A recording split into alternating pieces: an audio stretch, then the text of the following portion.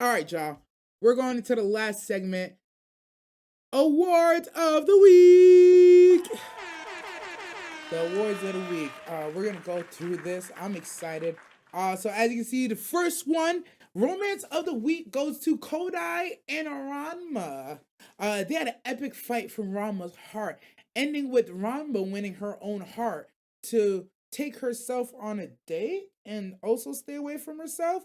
But Kodai was also lying about not pursuing Ranma anymore in classic fashion, just like her goddamn brother. She's like, yeah, I will leave I agreed to this terms.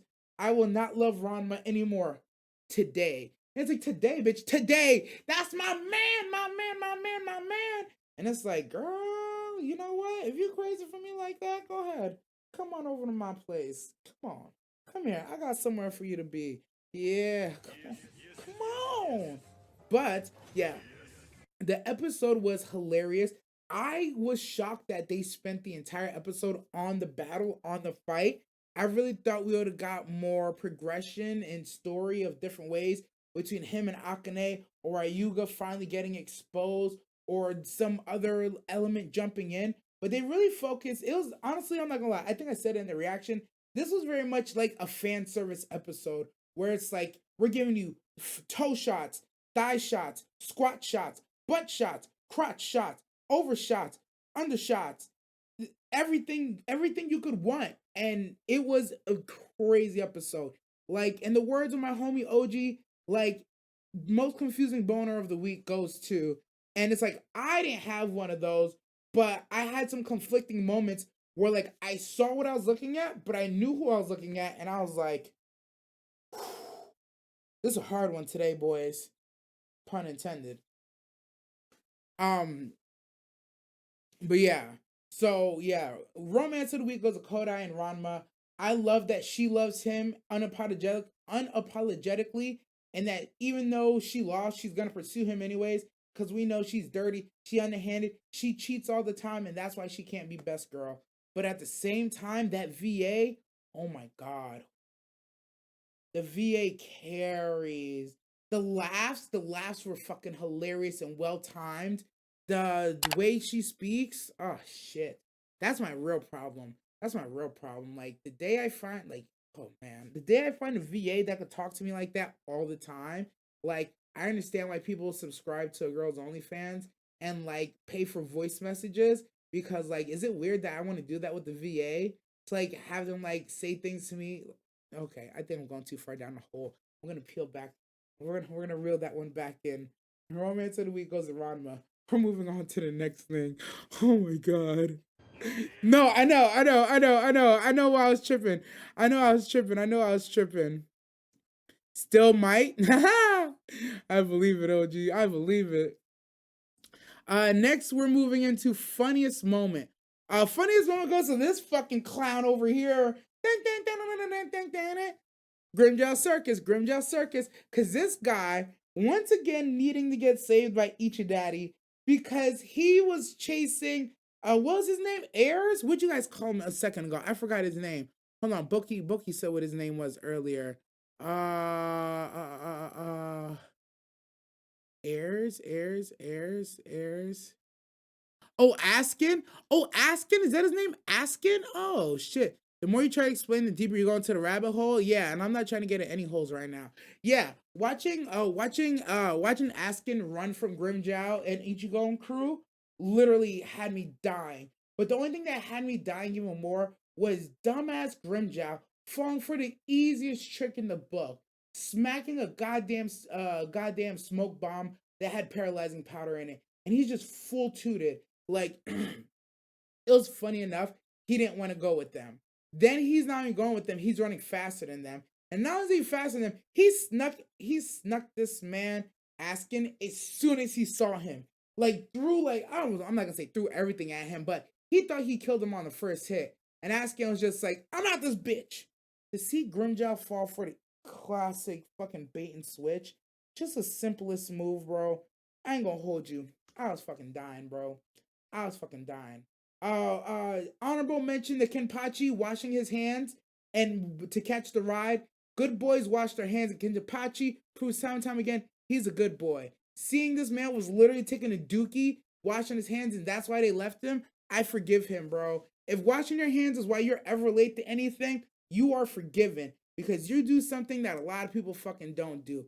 If I could tell you the number of times I'm in the bathroom at work and I hear somebody leave a stall and then just walk out the door, oh, dookie on your fingers, oh, oh my god. Okay, I'm sorry. I'm sorry. I'm sorry. I'm sorry. Let's get back on track. That is the funniest moment. Grimjow getting his pockets ran and trying to pull the fade, trying to run the fade and failing in his fade attempts.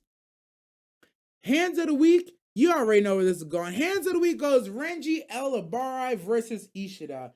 Like I already said, literally and figuratively, this fight had hands of the week because at a certain point, Renji spawned a bunch of hands, held down Ishida, and it came through, whipped him with a scorpion fucking spirit bomb. It was in fucking insane. I couldn't believe some of the moves Renji Elabari was pulling out in this fight. This man has shown growth in leaps and bounds. If you had to ask me who grows more, me, Subaru, or Renji Elabari, right now I'm giving the Renji Elabari because my partner will tell you I don't grow at all. That's all I got right there. And this man was going crazy, bro.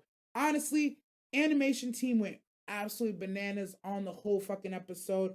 But I'm telling you, this Renji versus Ishida fight was one of the best crafted pieces of animation. From Renji flash stepping around to close the distance on Ishida, to Ishida doing all his cool ass bullshit, pulling out right guy arrows from the sky, just randomly just fucking producing them and then shooting them at freaking Renji. The way he controls his little arrow stuff and he's doing the stuff with the hands, he needs to get to the point, like Byakuya said, where it just moves. Byakuya's like, yeah, if I focus, like when I focus and use my hands, it controls better. It's like, yeah, you need to get past that. You need to be able to just whoosh, scatter, son. Senzu Bakura.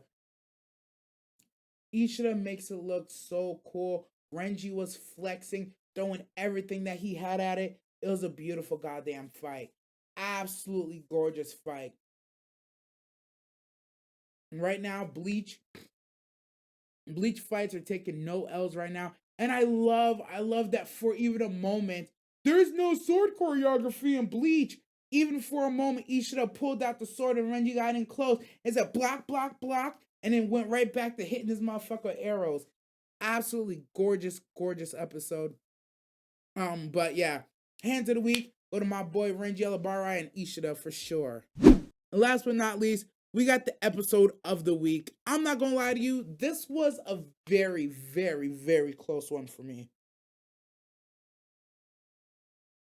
I really feel like week after week, Arcane, Bleach, and Dan are constantly going toe to toe for the best overall episode.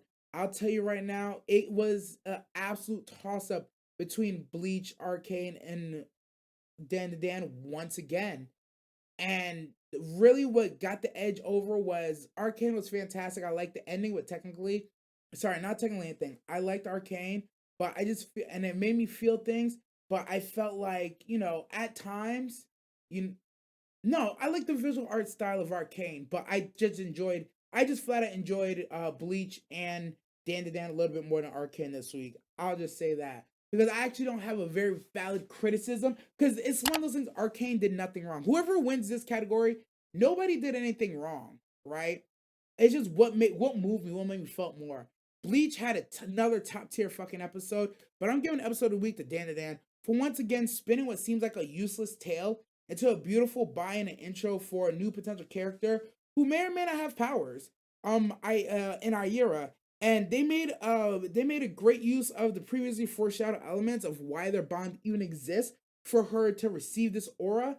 And between the fight at the beginning that was fire and dope, between the dialogue and getting the story and the understanding, the way they were able to get us to identify with this woman, feel her pain, see her struggle, and then see how dirt she was done. Like, I like that Dan is not afraid, that is not shying away from the horrors of the world in reality, and how some of these people become ghosts or spirits, and why they stay around being vengeful or regretful or whatever it may be. it's one of my favorite things. That it's like we're not gonna be afraid. We will not be afraid to depict this. We're not gonna be afraid to show this because this is just how the world is. And it's just a valid. It just. It was identical. It was relatable, man. It was relatable. That's all I could really say. Bleach was dope. Bleach was amazing. But Dan and Dan was relatable. Spun a great tale in a short amount of time, and it all just ran together and made sense. And then this fantastic cosmic payoff at the end with the hug. And like, it's like if she dies right now, she gave you the aura, but that's not enough to save her. If she dies right now, she becomes nothing. Like, somebody needs to do something for her. And Turbo Granny's like, I don't fucking know what to do. Like, oh, fuck you want me to do? What the hell? And then Ira just like gives this woman closure. Like, I feel like fourth quarter, 2 seconds left on the clock. Not even a kick. This is a Hail Mary, baby.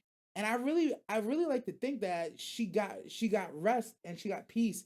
And Ayara saved her the way that she saved Ayara. And something about that is beautiful to me, man. It's fucking beautiful, bro. I don't know how else to put it. It's if you can't, if it's not relatable, if you don't feel nothing, do you have a heart? Do you have a soul? Are you alive?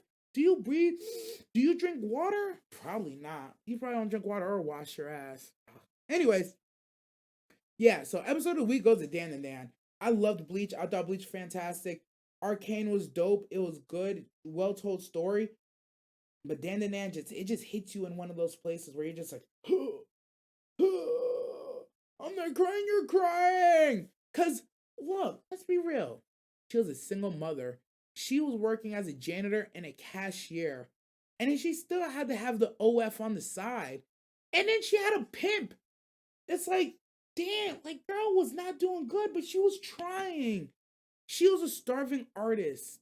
That's why I really related with her. I can see she was a starving artist. I know in the reaction, we're going back and forth. Is the mom a dancer? Is the mom's a dancer, bro? The mom's a dancer. You're not gonna convince me she wasn't a dancer. She was supposed to be a dancer. She was supposed to be one of the greatest dancers that Japan has ever seen. She was gonna make the Japanese under 20 dance team go global, take on the Jabberwockies or some Russian ballet, something like that. And then she got pregnant by some piece of shit. And then she couldn't dance anymore. She couldn't dance for money. She had to feed this child. She had to carry this child. So she worked as a janitor. My mom worked 2 jobs growing up. Thank God she didn't have an OF or wasn't selling no ass. But my mom worked 2 jobs. My dad worked 12 hours a day and then came home and then did odd jobs on the side. And she, over a dress, she took some money for a dress, bro, and got murdered and her kid taken. That is so unfucking fair. If you don't feel nothing, you're an animal, bro. But I ain't gonna lie, this episode ended mad sad. We're gonna jump to the chat real quick. And yeah, we're gonna get up out of here. I don't think we have any call-ins tonight. It's been pretty quiet night. The more you try to explain, the deeper not. Ishida was on that Gundam beat. This week was stacked though. It was a very stacked week in anime. A very stacked week indeed. It was hard choices. It was hard things. There was a lot of shows that I watched that we didn't even talk about. I didn't talk about Alpharetta. I didn't talk about Dragon Ball Z Daima. I didn't talk about I didn't see Blue Box this week yet. I barely talked about Blue Lock. I barely talked about Ranma. So like yeah, it was an absolute set. Tower of God damn Dorsey. My God, look at her. Look at Dorsey, y'all. It was an absolutely stacked week. But we're gonna end this one here. Now this Dan Dan episode, kind of like a cap off that encapsulates all of the series. No, I see that now. That's why I'm like, yo, Dan Dan is absolutely cooking, bro. Dan Dan is absolutely fucking cooking. Like their ability to weave they managed to put in like 5 different key core emotions throughout an episode that really just enamor you and keep you involved and pull you in different directions that you're just not expected or ready for. And they just do a great fucking job at it. They do a great fucking job at it. It's beautiful, man. Laughs, degeneracy, action, and pure sorrow. That's the formula, baby. That's the Dan Dan Dan formula. They will make you feel it all. Oh, don't forget laugh. Did you say comedy? Oh yeah, you said laughs. Yeah, absolutely peak fucking cinema. But all right, I appreciate y'all. This has been another episode of Sus Maho Radio. If you listen on Spotify, YouTube, be sure to join the Discord, link in the description so you can be a call-in. Make sure you follow on Twitter so you can take part in the polls. The polls will also start being posted on the YouTube so you can catch those too. You could do your Sekai, your choice. You could join in on the conversation on Waifu Goddess Izakai. You can be a part of this and the community and more of Sauce My Whole Radio. Make sure you check out the description. Make sure you come through on Monday nights where we do this live so you can be a call-in.